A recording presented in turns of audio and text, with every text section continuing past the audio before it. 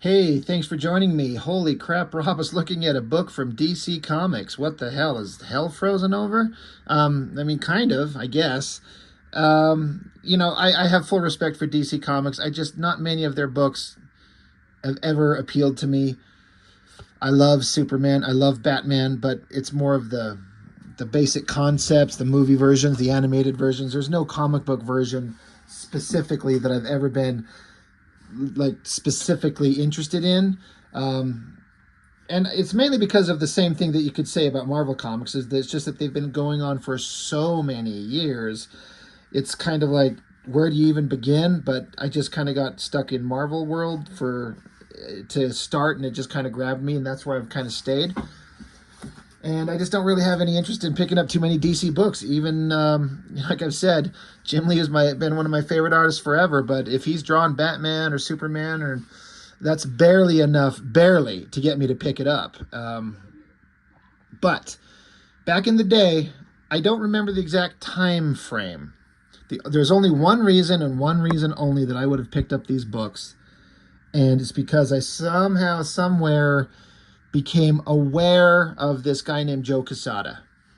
And I'm kind of lost on the time frame, like I was saying. When did I hear about him?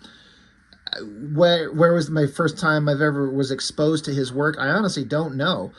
Um, I'm not sure. I do remember the only things I do remember specifically is reading in an interview in those early issues of Wizard.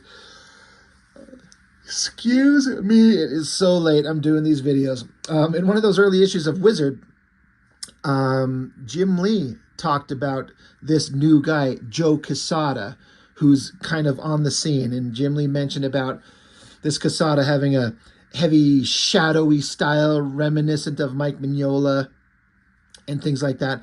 And so I'm like, well, if Jim Lee thinks he's good, I need to pay attention.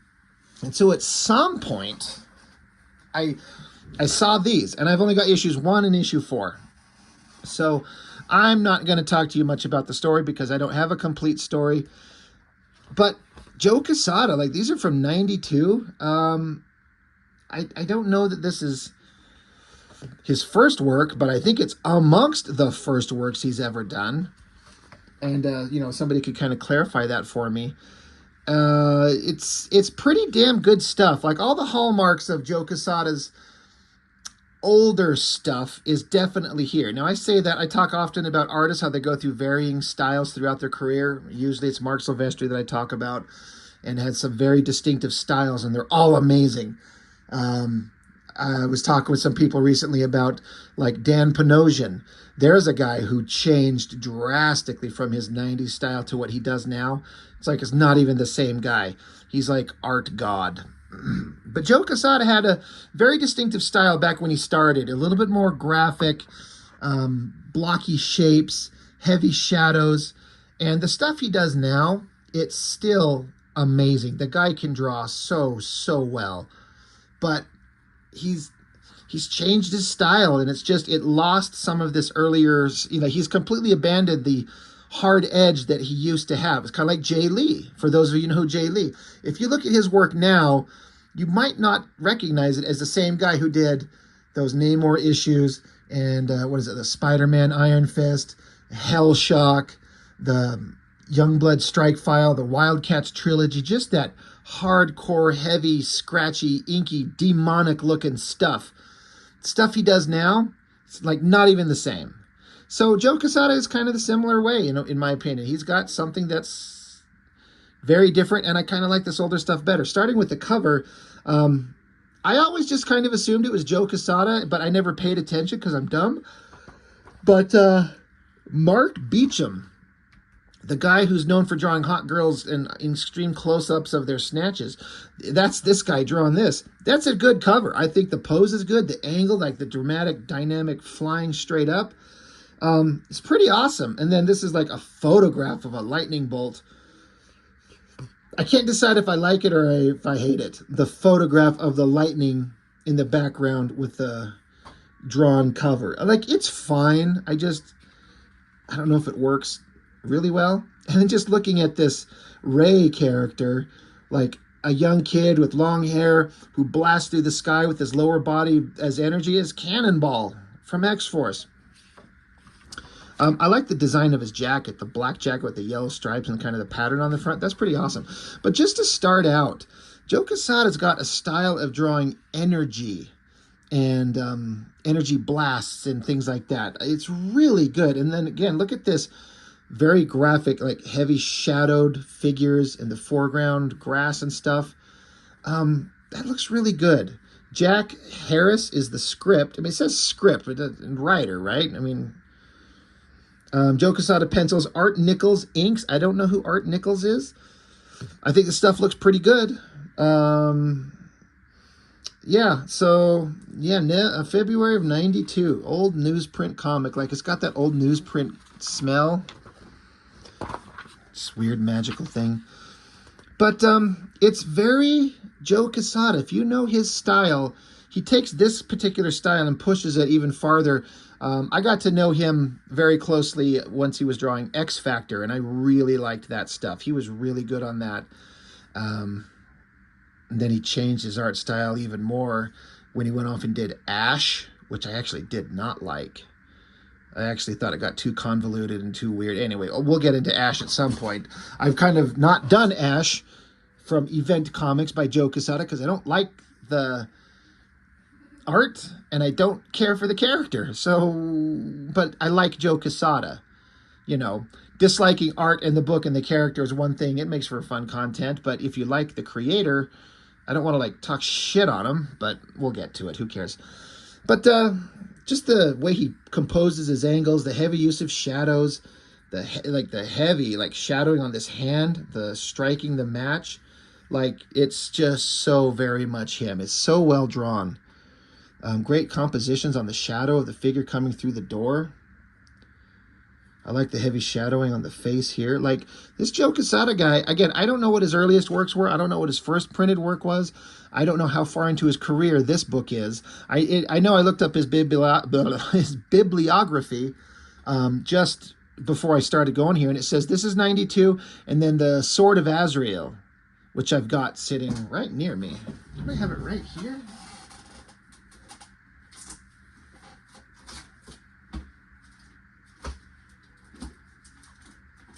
I don't. I'm a terrible YouTube host. Who cares? Which I kind of liked. Not my favorite. Kevin Nolan inks. Kevin Nolan is a badass, but he obliterates the artist's individual touch and makes it Kevin Nolan, and I kind of don't dig that. Anyway, whatever. That's a video for another day. Controversial subject people will call me out on. But it gets into the character's story. I think, if I remember correctly, as a kid, this character, he's not able to walk out into the sun because it'll burn him because of some kind of genetic defect. So he lives his life at night. And I remember this is like a real thing. Like some people have this weird thing where the sun is just deadly to them. So that's this kid. So they're having a birthday party late at night. And so I like the way that's dark with this kind of simple coloring to give the indication that we're going back in time, we're in the past, and it's at night. So then he has this thing where, was talking with the kids, like other kids for his birthday party, having a normal-ish kid life, a kid who has to live at night. And then somebody takes a picture, and that like exposure to the bright light triggers his whatever kind of energy powers he has. And that's pretty awesome right there. Like the way the mom is dragging the daughter away and she's reaching for him. He's just a pile of energy in the dark. Poor kid, but all really well drawn. And then he just kind of goes through his life living in the dark at night. I can't help but notice, because eventually when his powers kind of adjust around, he can move out into the light. But this like drawing of the guy with his like shaved head and his earring, it's so 90s. It's so lame, but it's era appropriate. And then Quesada drawing, I'm just looking at a guy in a bed, heavy shadowed there, the candle, a lower leg, a boot, a shoe, a desk, a book. Like, these are all the boring things, but he can do it. And then he finds out, again, I don't know much about these characters. I know that there's a Golden Age character called the Ray, and this is like, it's kind of like Ghost Rider. Like there's original Johnny Blaze, Ghost Rider, and then the Danny Ketch, the modern version. Something like that. Old Ray, new Ray. And I guess he worked with the Justice League, so this guy's finding out he's probably related to him, if I had to guess. Again, these pages where it's just all silhouette, you'd think it'd be easy to do because there's less drawing, and I guess technically that's true, but man, you've got to be on perfect with your composition and your storytelling. And, Joe Quesada, he's there. He's, again, very heavily similar, reminiscent. I don't know if I want to say inspired by, to imply that. I mean, I guess I'd have to say Quesada's has to be inspired by Mignola. I mean, who wasn't? But maybe he developed some of this look on his own. I don't know. Like this shot of the guy holding a baby, all the energy. And again, I'm just so impressed with all the heavy shadows. It's so well done. It's so hard to do.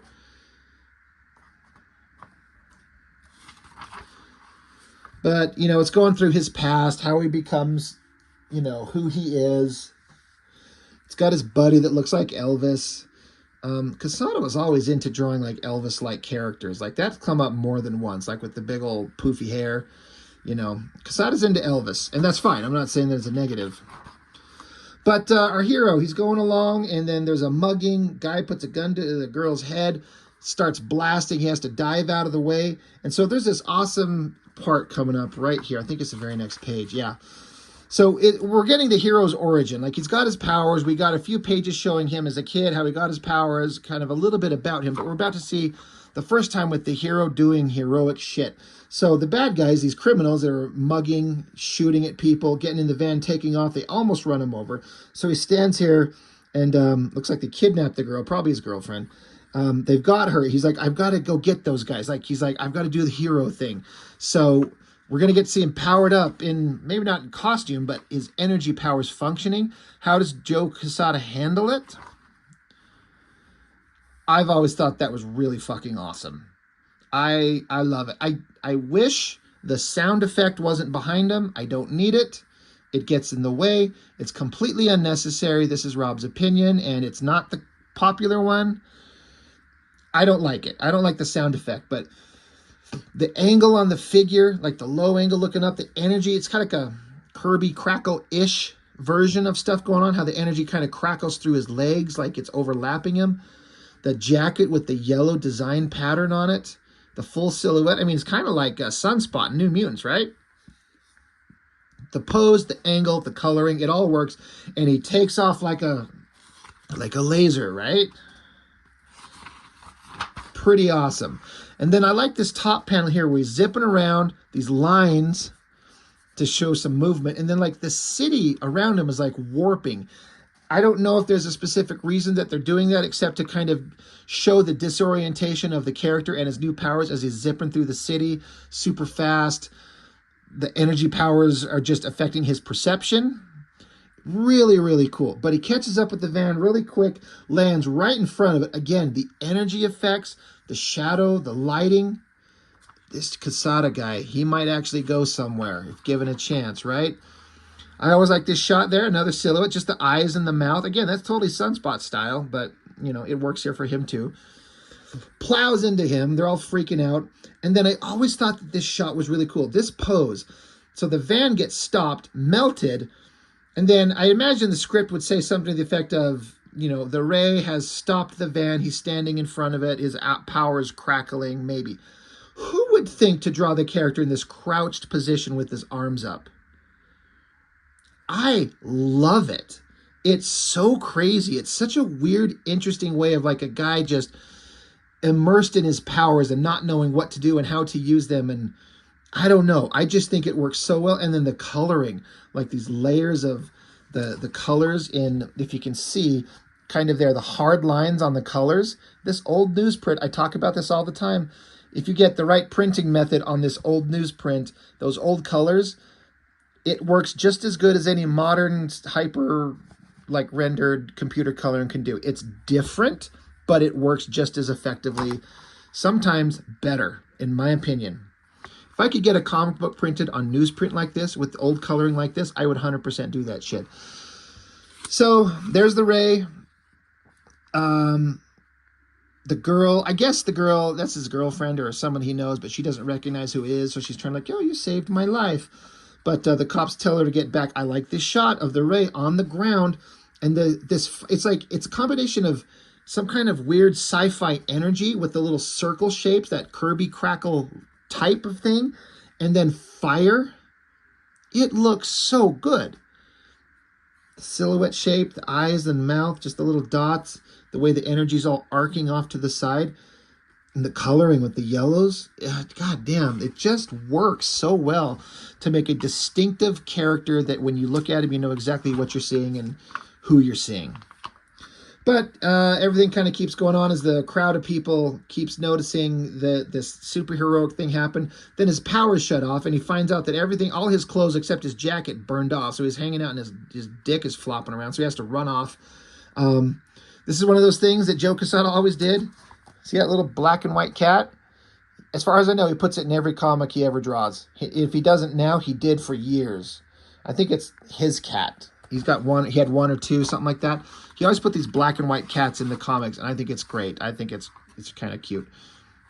But yeah, so he had his first heroic adventure, stopped a van, didn't really know how to use his powers, like standard superhero introductory stuff.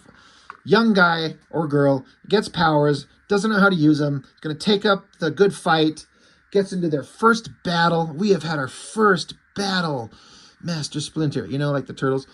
They do good, they do bad. You know, it's time to learn. We're just setting everything up. It's pretty standard stuff. And then right here at the end, the Golden Age Ray shows up somehow, some way. Again, great energy pouring off him. That looks really, really cool. So that's the basics of issue 1. And it's pretty standard stuff. Oh, I got to point this out. These like character turnarounds, front, side, back. Those are tricky to do. And I think it looks really cool. So that's issue 1. And again, I don't have 2, 3. I read that Quesada, there's a 6-issue miniseries. Or I don't know if it's a regular, 6-issue miniseries, it says right there. I've only got 1 and 4. So I don't know what happens in the others, but we'll just kind of do a flip through of issue 4 because it's all I've got. This is very Joe Quesada. I don't know exactly what it is that's just grabbing me and going, I recognize this instantly as his art. A small-ish figure on the page. Sometimes, like, you get a story calls for, it's a single splash page, and you have a big dynamic shot of the character. You want to fill up the entire panel with the close-up of that guy. And done right, that is a great, classic, perfect way to do it. But also, I just kind of started learning from some of these artists, zoom out. The big, awesome, dynamic shot, the figure can be tiny, but make everything around him dynamic and interesting, and it will work just as effectively. Especially this flowing cape, the folds in this, that is so well done. So, love this. Love this so much. Villain, doing evil villain shit, that cool energy pouring from his hands. He creates tornadoes, I guess. I don't know what's going on, again, because I haven't read the book. But we get back to the Ray. I love the way that he's got some kind of helmet on, black shape with yellow highlights, and the energy that surrounds him is just this sharp geometric shape. It's a very interesting way to show that it's him and his unique specific power signature. And the coloring around the edges, it's perfect. Love this shot of him coming in for a landing and then kind of shutting off his power, so these little swirls of energy or smoke around his head. Very cool. So new Ray and original Ray are catching up. I always like this simple figure shot. Just drawing a figure, a muscular figure, kind of standing there and getting the proportions and the muscles right. I remember back in '92 when I was a very young guy learning to draw, I would look at stuff like this, trying to figure out the anatomy, and I just stare at it forever. And like I said, I was becoming a big Joe Quesada fan very quickly, and it's easy to see why, in my opinion. Again, he gets mad. The original Ray takes off, disappears. They've had a little bit of a conflict. So then the Ray, just suddenly, he turns on his powers, and just fire is just just spewing off him. This little tiny panel, but the way Quesada draws that fire coming off of him, it is badass. And that second panel where he takes off just rocketing through the air, boom, he's gone. So much speed and energy. And then that shot right there, he's like thousands of feet in the air instantly, and with the clouds below him and that energy shape around him, it's perfect. It's perfect, like, storytelling, drawing. Absolutely love it. He shows back up to he comes into this apartment. Interesting, like, he's got this helmet, and Joe Quesada does this thing of he's rendering this helmet to have a very shiny metallic look, but I think he took it a little bit too far in these places up here. It makes it look like there's chunks of it missing or something, but these heavy lines and shapes in this very shiny metal helmet, very cool. I do something similar to that. In fact, I was just drawing one tonight. Again, this is just a sketch, but I was drawing this guy's head, and you see those lines to indicate shiny metallic helmet. That's what I was kind of going for there, and Joe Quesada's doing it way better than I ever will. And again, Quesada's ability to draw everything, like fat, schlubby cops and people in sweats, buses, chain link fences at a low perspective, guys in, a football jersey and jeans. Like, he can do it all.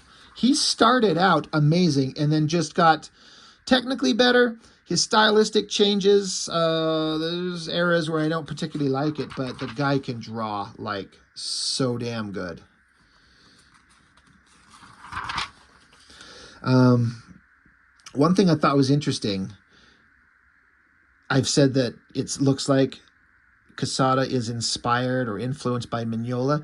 That mouth right there is such old Mike Mignola stylistic looking, like the way those lips, where you see the underside of the top and bottom lip, and then those lines kind of rendering around it. Like, it looks, you could show me just this, and I'd probably be like, that's an old school, like old 90s era Mike Mignola face. And you would be wrong, because it's Joe Quesada. And the rendering, the drawing's getting a little bit simpler. He's 4 issues in. Maybe a time crunch is happening. I've never drawn comics professionally for any damn person, but I understand that it's a long slog and it never stops, and there's nothing but another blank piece of paper sitting in front of you waiting to get done. As soon as you finish a book, boom, start the next one. Just keep drawing, and you get behind, and you can't put as much into some of these faces or figures or the drawings as much as you used to. But then, I love these silhouette shapes that he does. They're so fucking good. That black shape, the yellow highlights, and the fire spewing off him, even that little figure there. He is amazing. It's inspiring. I like this shot of the new version, old version, flying together through the sky. That same thing. It's the same thing I was talking about with that pattern of the energy.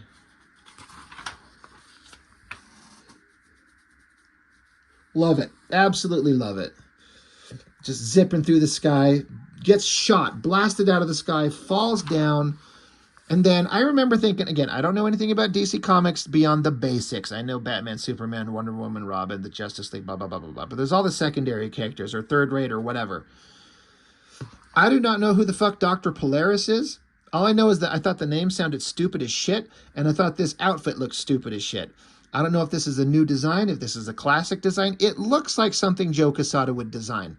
And Quesada has designed some good stuff, but he has also designed some not so good stuff, and I don't know what that is. I'm sure some of you will know. Please tell me. But as a villain, Dr. Polaris, I mean, it sounds lame to me. I'm sorry, it does. And the outfit looks lame. But the drawing is really good. Like, it's a good dynamic angle, energetic, powerful, that cape sweeping up. Then Original Ray trying to stop a tornado going on here. Then kind of a spread where Ray blasts this Dr. Polaris. It almost looks like a McFarlane cape with those big high shoulders. It's very McFarlane-esque. I wonder if that was an influence on Quesada, or vice versa, for all I know. But that's an awesome shot as they have a little bit of a fight. Again, Dr. Polaris is able to warp reality, like the buildings are curving. He's standing at a weird angle on the flagpole. Again, I may not like his design of his outfit, but this shot is pretty fucking great. Disorienting and weird the way he's at this side angle. It's like gravity's shifted. Really cool. Really well done. Joe Quesada is a badass. So they keep fighting, and then I guess Dr. Polaris turns into Galactus or something. I don't fucking know. But stupid costume, stupid mask, stupid helmet, stupid color design, stupid everything, stupid Dr. Polaris. But somebody can kind of explain to me who or what he is. But yeah, that's issue 4. That's all I know. And it's not much, but it was all about the Joe Quesada artwork. I really like it. And I'm trying to think if I've reviewed anything that he's drawn. I did the Spider-Man One More Day 4 issues. I remember it was controversial because I was like, everyone kind of hates it. I kind of like it. I thought the story was told so well. I thought they addressed very serious issues. I don't like the ultimate reason for doing the Spider-Man One More Day, which was to reset Spider-Man, make him a bachelor, divorce him from Mary Jane, and just start him over fresh as a guy who can run around and fuck anybody he wants. I don't like that, but I thought the story itself was very well drawn and very well told. So Joe Quesada's been good from day one, for as far as I know. Like, what was his earlier works before this? I don't know. Somebody can tell me. But he's amazing from the start, so pretty good shit. But this is all I've ever seen of the Ray. I've never actively sought him out because who cares? But that's it. I guess that's all I've got for now, so thanks for watching. I really appreciate it. See you on the next one.